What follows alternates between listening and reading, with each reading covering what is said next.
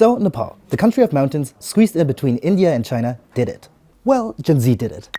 The people changed the government and put this guy in power. Balendra Shah, 35, former rapper and now the youngest prime minister in Nepal's history. The Nepalese people adore his bold spirit.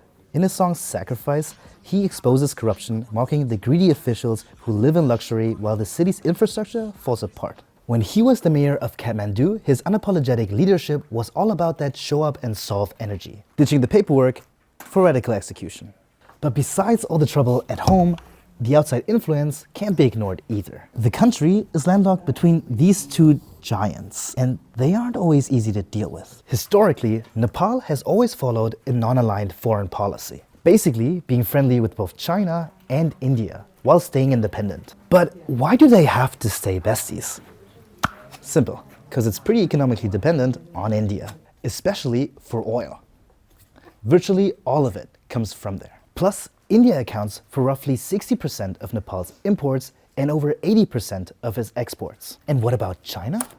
It used to focus more on preventing Nepal from becoming a base for Tibetan activism. Nepal has hosted Tibetan refugees since 1959, serving as a critical refuge for those fleeing Chinese military crackdowns.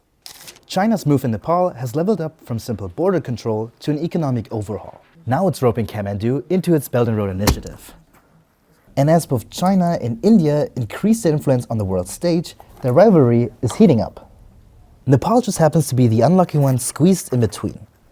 Now it's all about balancing the two, moving on from being a buffer state to being somewhat of a bridge. At the end of the day, if Balen wants Nepal to thrive, having bad blood with any of the two will likely backfire.